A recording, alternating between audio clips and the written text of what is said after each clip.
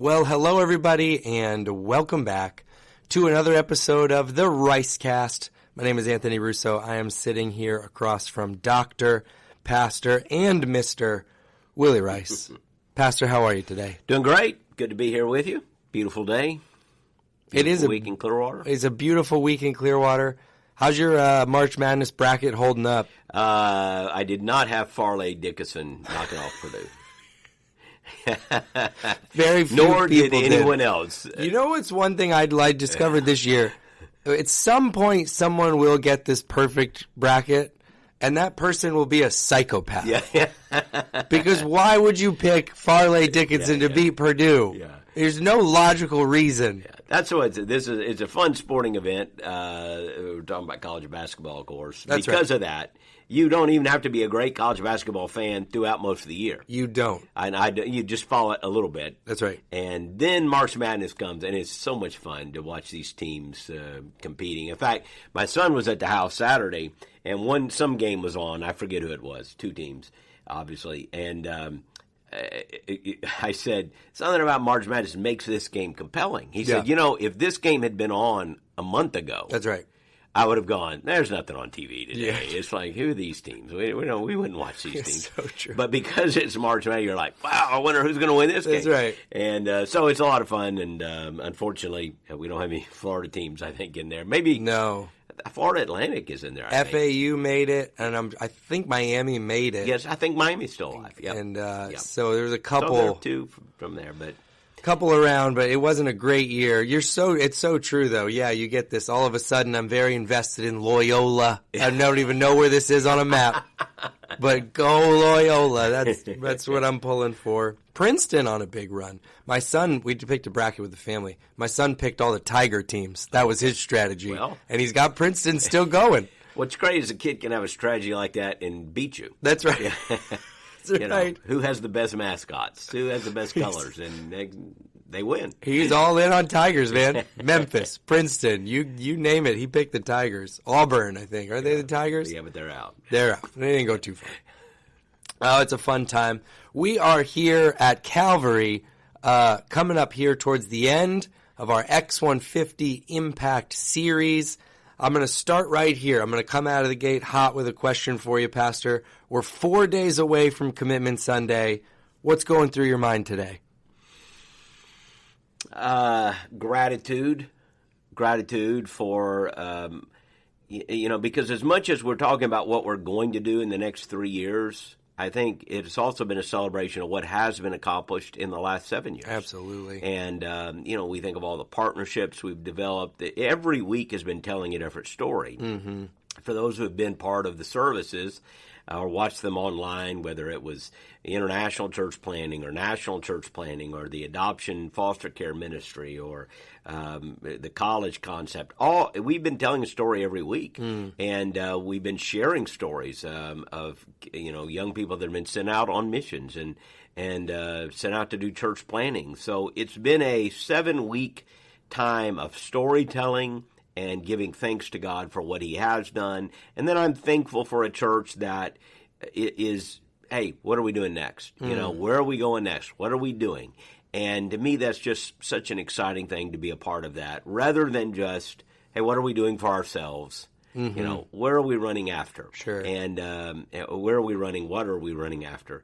So I'm very grateful to be in this church. And whatever happens, whatever we receive from the people, from the Lord, we're going to be thankful for it, celebrate, and then try to be faithful to do what we can with what we have. Yeah. It's been such an incredible run. I mean, there's been every week, like you said, and what's special about these weeks, it's not even been one story. It's been multiple stories. It's been multiple stories on the same service where we're hearing from our people being sent. We're hearing from partners. You think back to that Matt and Laney story on the first week that was so moving for so many. It's just been a special couple of weeks here at Calvary and running up to Commitment Sunday. I don't want to go past, though. We had this last Sunday was another one of those weeks like we described. We talked about UUPGs, talked about sending. I want to talk about all that today on the podcast. But I got to ask you, we did a commissioning Sammy and Mariah Rodriguez, so moving. I mean, there's an image we ended up sharing of everybody praying over them here at the Clearwater campus, and all of our campuses were streaming at that point. Online, people are in the chat. I'm bawling watching this service this morning. And I even know that first service, it seemed like you got a little bit emotional as you were praying over them. What was going through your head during that moment as we were sending out Sammy and Mariah? Well, that we just watched them. I can remember Mariah being a student here at Calvary Christian High School, coming through. She's a young person. My wife had a lot of influence in Mariah's life, mentored her. And in fact, my wife was talking about, this is an aside, kind of several of these young women. Emily, we heard the video from Andrew and Emily Hannigan, That's right. Who have been sent out. Emily, Mariah, and I forget who other, maybe Hannah, Zess and Hannah Hill are in London. But several of Shannon Rogers, who is one of our missionaries. Cheryl just had a unique opportunity while she worked in the high school to mentor a lot of those young women. So, she was invested in it. But what was going through my mind is just watching Sammy grow into a young man here, and as an intern and then a staff member, and he's been a preacher here at Calvary, and an outstanding one, I might add. One of our finest young preachers to have come up, and honestly, he's one of those we would keep on staff. I guarantee you, it's one like we want him to leave. We would love him to stay, and but God has put a call on their hearts to go to the nations. So I think it's just watching what God has done in their life. Here's this young couple; they could, choose a much easier path, much more comfortable. Instead, they are just giving it all for the gospel, and that moves me. It moves me, and it's we learned to call them gospel goodbyes. That came from one of our partners in the SALT network. They use that a little phrase, and I've picked up on it. Gospel goodbyes. It's when we send. If you're a sending church, there's going to be frequent gospel goodbyes, where you say goodbye to people that you've trained, you've prepared, and now you're sending them out. Yeah, and that's emotional. Yeah, that's emotional. It is, and I mean, in the week I think it was the week prior that we heard from John Antonucci. Might have been 2 weeks prior, but that had a similar feel of like you invest in these people for that fruit to then be yielded in another place. I don't know if there's any more perfect visual of this vision in practice. He's another one. I promise you, we've kept John. We wanted, there were times we tried to keep John. You could stay here and do this and do this. Yeah.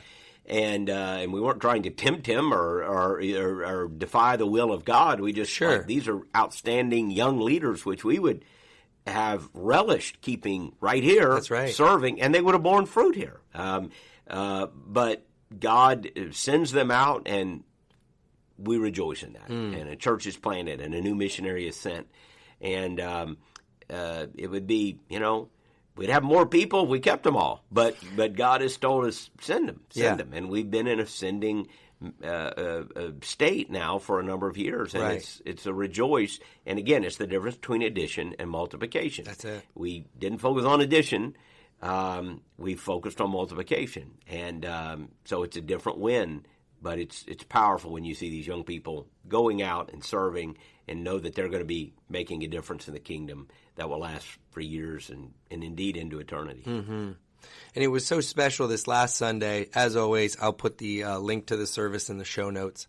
But it was special this last Sunday having our friend Jared from the IMB here with us. Yep, Jared Howe. Do a brief interview with him. He got to be a part of the commissioning and all that. That was really special. And we introduced a concept which might be new to some of our people of a UUPG. Yep. Unreached, unengaged people group. Yep. And that's part of this vision is to see 150 of those UUPGs, which I think we cover is about 3,000, a little over 3,000 of them across the world right now. Is that right? Yep, about 3,000. Most missiologists would say a tick above that. And let me just say this about Jared Houck again, because it just one of our partners, and through our International Mission Board, which is our primary, we partner with lots of gospel works, but that's our primary international partnership. through our cooperative ministries and cooperative missions, and we will now have 17 people serving internationally by the end of this year through our International Mission Board. But Jared Houck is one of hundreds, even one of thousands, of international missionaries that we are able to support through our cooperative missions. And I just wish people could see the quality and caliber of people that are out there. You get a taste with Jared. He's one of the best. Been out there 18 years in South Asia. I've been to his home. It's not an easy place to live. Everything, when you're in a different culture, everything just kind of smacks you in the face. The smells, the sounds. I was walking down the street with him last year in South Asia, and I said, "How long does it take you to get used to this?" And he said, "Well, what are you talking about?" I kind of did my hands like everything around me and said, "This, everything. Like, look at the street. Like, there's a pig running down the street. Right. Like, that just doesn't happen in Clearwater. Largo. It does in Largo, but not in Clearwater." Anthony lives in Largo. I'm from Largo. But they are the Packers. They used to have a pig on their helmet. So there you go. But just the sights, the smells, it's just different. And but he was like a fish in water. He was like, whatever. It's in fact, it's hard for me to get used to going back to the States now. He said. Yeah. These people have courageously planted their lives in cross-cultural situations for the sake of the gospel. They could have lived. I'll just tell you his story. He has a very successful brother.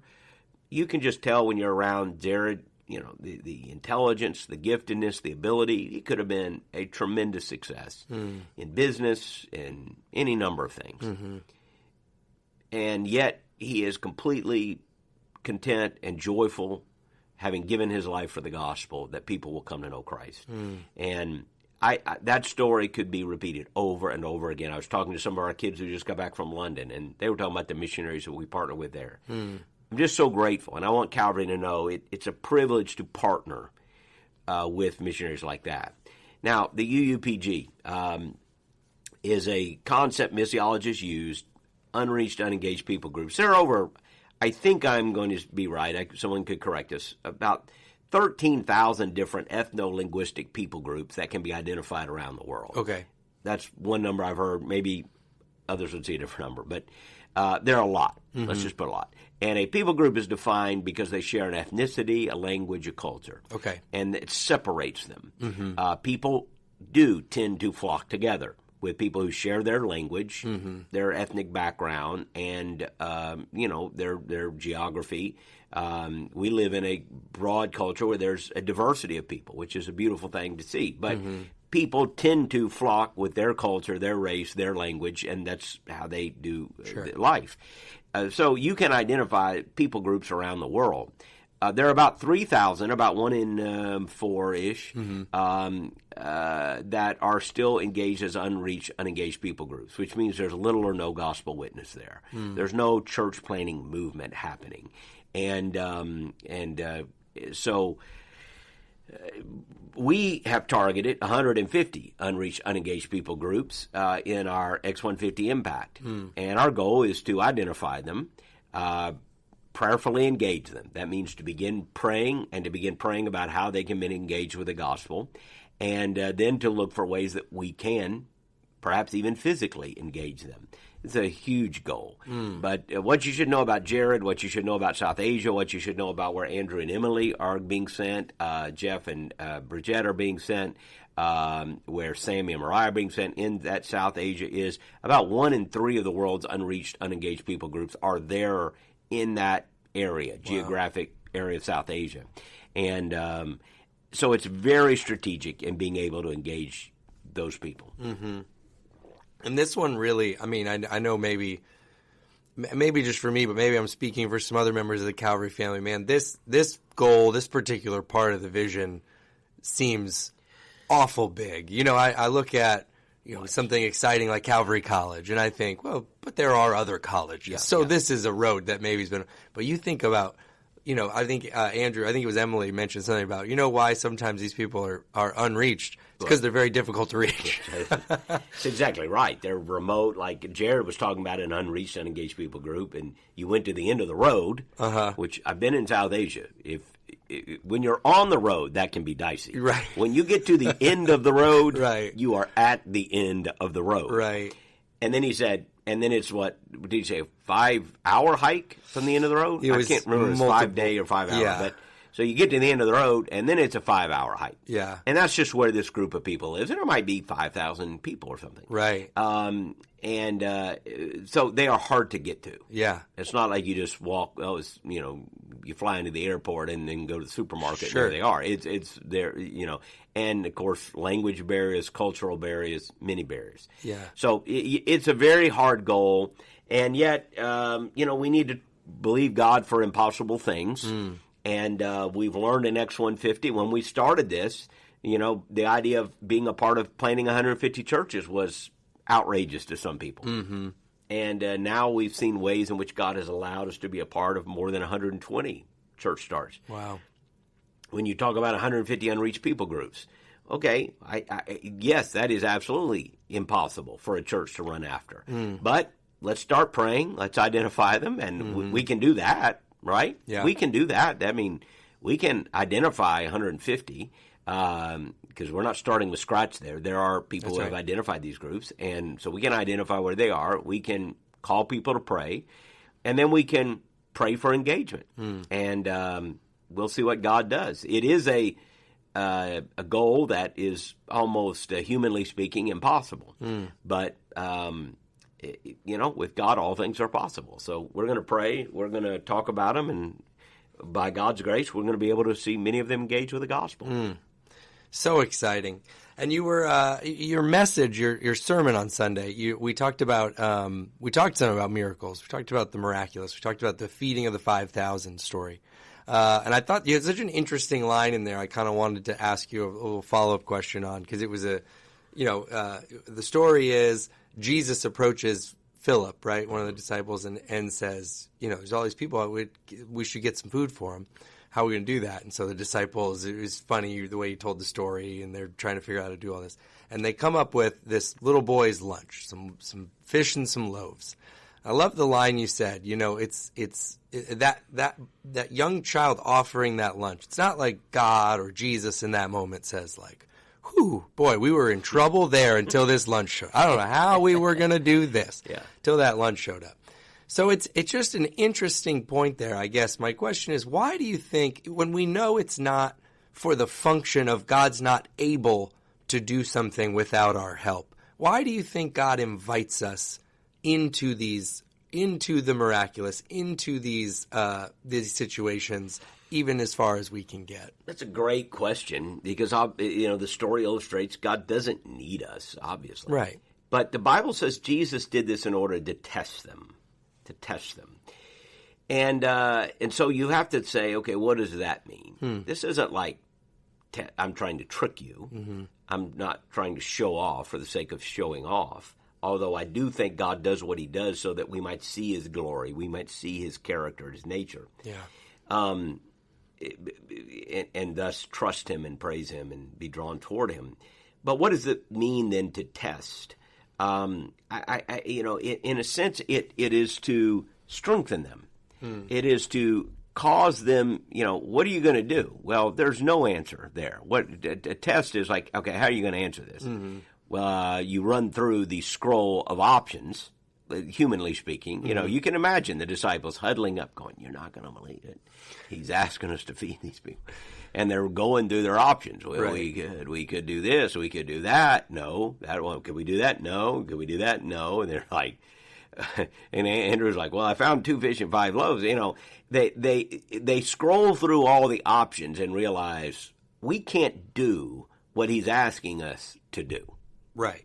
We can't do that. Right. Jesus allowed them to see their complete and utter inability. Right.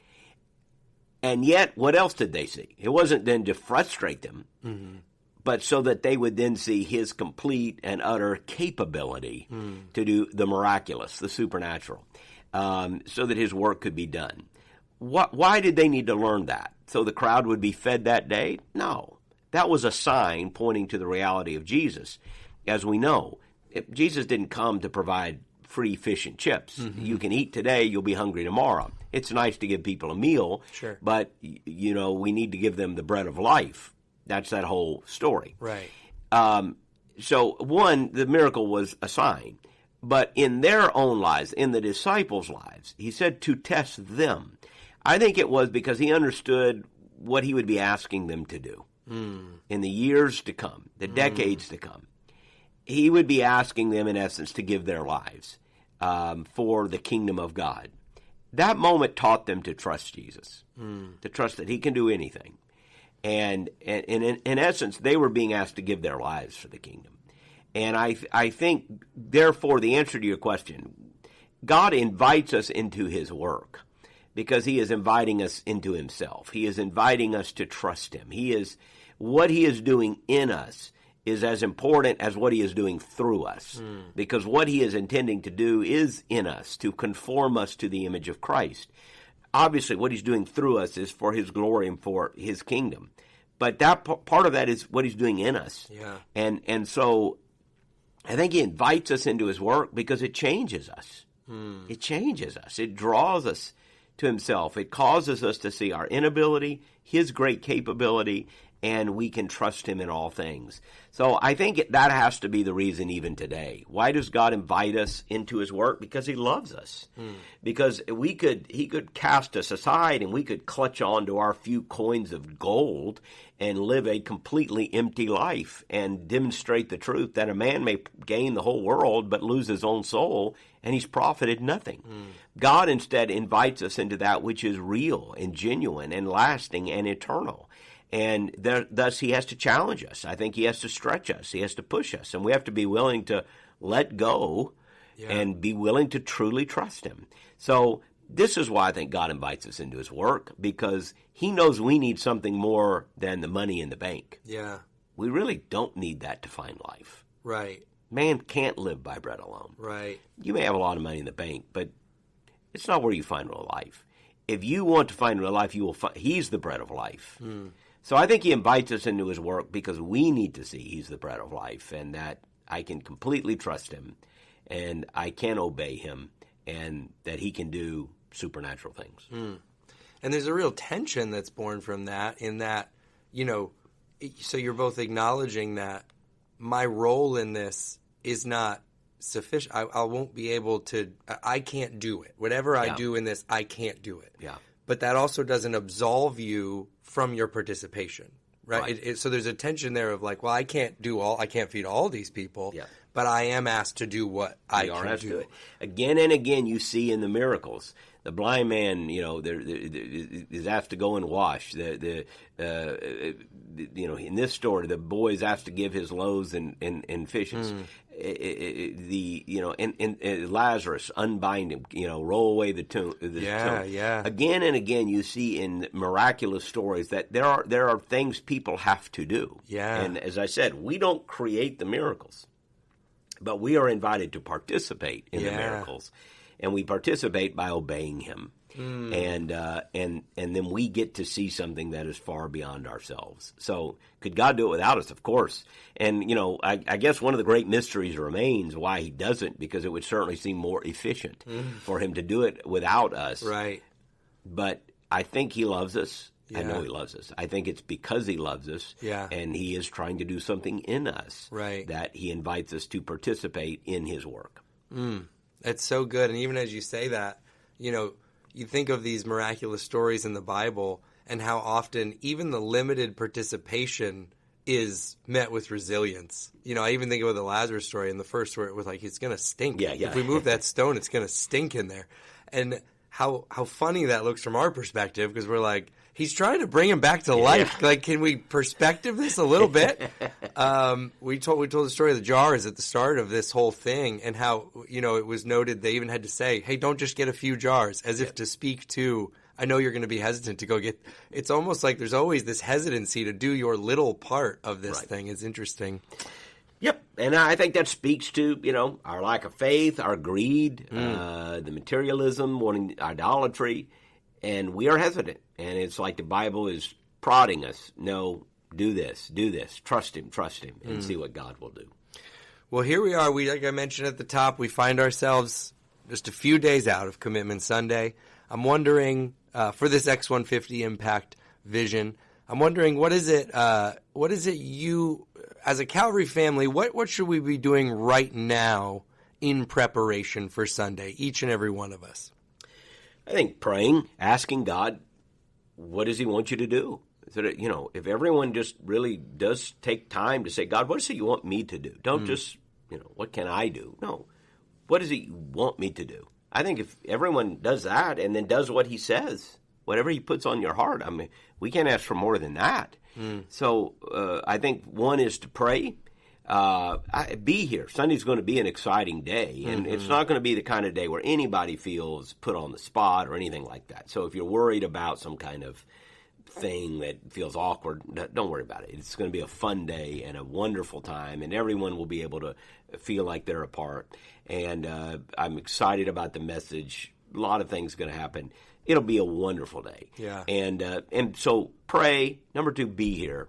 And obviously, if those who are listening today and wanting to know how can we be prepared, well, be prepared to make a commitment of what you believe you can do over the next 3 years, above and beyond a normal tithe and offering, that can go to X150 Impact, the very things that we have talked about. And put that out there.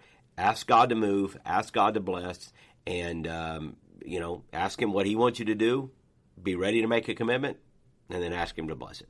It's going to be an exciting day this coming Sunday at every Calvary campus. You are not going to want to miss it.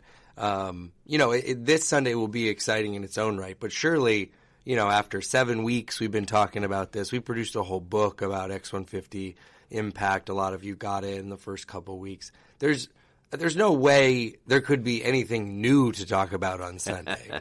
Right, Pastor? That's a little bit of a teaser, because actually we do have something that we did not anticipate that we would be able to share, and we did not plan this weeks ago. This was something, I'm trying to think what the day is, I would say a month ago, we did not see coming. And we do believe we're going to be able to share some of that Sunday. So a little bit of a teaser. We have a big announcement.